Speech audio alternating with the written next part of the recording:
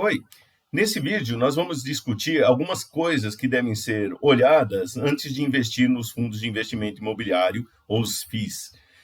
Tem várias características, então os FIIs podem parecer fáceis de investir, e são, mas tem uma série de características que a gente tem que conhecer antes de realizar o investimento. Então, antes de fazer qualquer investimento, seja em FIIs, ações, assim por diante, a gente tem que saber onde está investindo e conhecer os detalhes dessas características. Ou procurar ajuda, análises que vão nos permitir fazer esse investimento de uma maneira mais tranquila. Então, nos fundos de investimento imobiliário, algumas coisas que a gente tem que olhar. Primeiramente, a carteira desses FIIs, e dentro dessa carteira a gente tem que olhar qual que é o padrão do imóvel, qual que é a qualidade dele, a localização, documentação, regularização, quer dizer, se não tem problema desse imóvel, por exemplo, não ter a documentação toda correta e pode ter problemas futuros. Se é um FII concentrado em determinado tipo de imóvel ou ele é diversificado, qual que é a taxa de retorno dele, a cap rate, ou taxa de capitalização, dentro desses imóveis.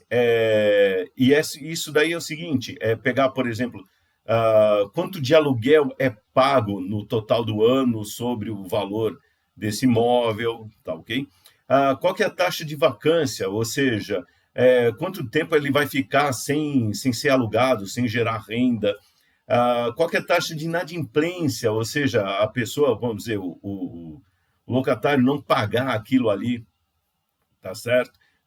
Então, a relação entre o locador e o locatário, se está sendo pago em dia ou não, se tem ações revisionais, muitos aluguéis, às vezes, vão ficando caros com o tempo, então se entra na justiça para revisar, se tenta não necessariamente uma negociação entre as partes, se não funciona, muitas vezes vai para a justiça e aí tem ações revisionais para tentar reduzir o valor do aluguel. Qual que é a taxa de rescisão e como são feitos os reajustes dos contratos de aluguel? Então, tem muito aluguel que é cancelado, tem muito reajuste que não é feito conforme o contrato. Além do mais, tem que analisar quais são os índices de reajuste ou de valorização daquele fundo. Então, alguns são atrelados à taxa de I, alguns índices de reajuste são atrelados ao IGPM, o IPCA, que também dá problema, como, por exemplo, um descolamento entre os índices que a gente viu na época da pandemia. Outra coisa para olhar é o gestor da carteira. Então, qual a experiência desse gestor? Ele já gerencia outros FIIs? Como vem o desempenho desses FIIs? Ele acompanha todas essas características da carteira? Então, ele está entrando na justiça quando não pagam aluguel, tá certo? Ou ele está tomando as medidas cabíveis quando tem alguma ação revisional. Então, entender o comportamento desse gestor da carteira, a experiência dele, é muito importante.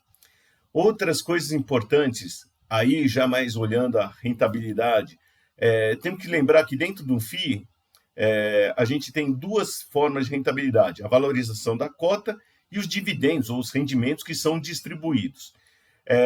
Na valorização das cotas, a gente vê a taxa de retorno que elas têm, e no caso dos dividendos, uma medida muito comum é o dividend yield, que pega o total de dividendos distribuído no período, dividido pelo valor da cota, do preço da cota, no início de um determinado período. Inclusive, no dividend yield, sempre fique de olho para ver qual que é a data e qual que é o período usado. Porque às vezes você pode estar olhando, puxa, olha que bonito, o dividend yield está alto. Tá bom, mas isso foi só agora, nesse último período, nesse último mês, por exemplo. Quando você olha mais no longo prazo ou num período de 1 ano, 3 anos, essa taxa pode ser totalmente diferente. Então, olhe nisso, olhe diferentes períodos e olhe a relação que a diferença de tempo que é calculado o recebimento de dividendo para o preço que é usado para calcular o dividend yield.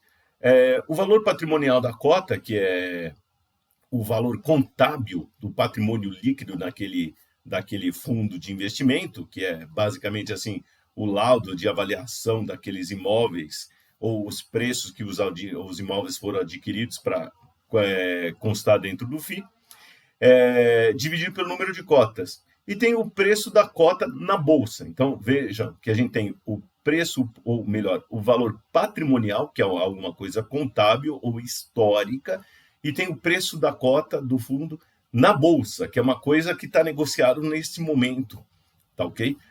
Inclusive, uma medida muito usada é a relação preço sobre valor patrimonial da cota. Por quê? O preço de mercado é o hoje, tá certo? Atualizado, baseado no que vai gerar de rendimentos no futuro. E o valor patrimonial é o histórico. E aí você pode ver, comparando se, por exemplo, o preço sobre valor patrimonial é menor do que 1, quer dizer que, olha, os rendimentos futuros não vão gerar um valor maior do que esse imóvel já foi adquirido no passado. Então, esse imóvel pode ser considerado até desvalorizado, tá ok? Então, de repente, o gestor tem que tomar alguma medida para tentar fazer alguma coisa nesse imóvel, alguma reforma, restauração, retrofit, para tentar valorizá-lo, tá ok? Ou pode ser que o gás desse imóvel já tenha acabado. A liquidez das cotas, então vejam também com que frequência as cotas do FII é negociado na bolsa, porque você pode achar um determinado FII atraente, aí compra a cota, mas depois na hora que quer vender, não consegue. Vejo que imóveis não têm normalmente uma alta liquidez. Agora, quando você parte para investir no FII, você está procurando uma liquidez maior, mas é a liquidez não do imóvel, mas sim da cota do imóvel, ou seja, com que velocidade você consegue vender essa cota ou se desfazer dessa cota, ou até comprar novas cotas. E aí vem a volatilidade das cotas, que é muito importante analisar, principalmente para aqueles FIIs que são FIIs de papel ou fundo de fundos, porque eles são voltados mais para títulos, tá ok? Sempre analisar os custos, qual que é a taxa de administração cobrada, taxa de gestão, taxa de performance. Então, vocês têm produtos similares no mercado e procure comprar aqueles que têm custos, vamos dizer, dados desempenhos semelhantes, aqueles que têm os custos menores, porque se tem um custo menor, é maior ganho para o investidor. E olho também na tributação, lembrando que a pessoa física tem isenção dos dividendos, do imposto de renda nos dividendos, mas não no ganho de capital. Então, comprou a cota por um preço, vendeu depois, você vai pagar imposto de renda sobre isso. Então, fique de olho, inclusive porque tem algumas restrições quanto à tributação para a pessoa física, quanto à concentração dela e o número de cotistas ali no fundo. Então, você pode comprar, às vezes, falar, eu sou pessoa física, compra a cota daquele fundo, mas ele não se enquadra naquela isenção. Tá ok? Então, essas são algumas coisas para a gente olhar na hora de analisar fundos. Sempre também veja a qualidade da corretora que você compra, aonde está sendo custodiado essa cota desse fundo, para não ter problemas depois no futuro de entrar numa empresa que está fazendo coisas que ela não deveria fazer. Tá bom? Até a próxima e invista com ciência.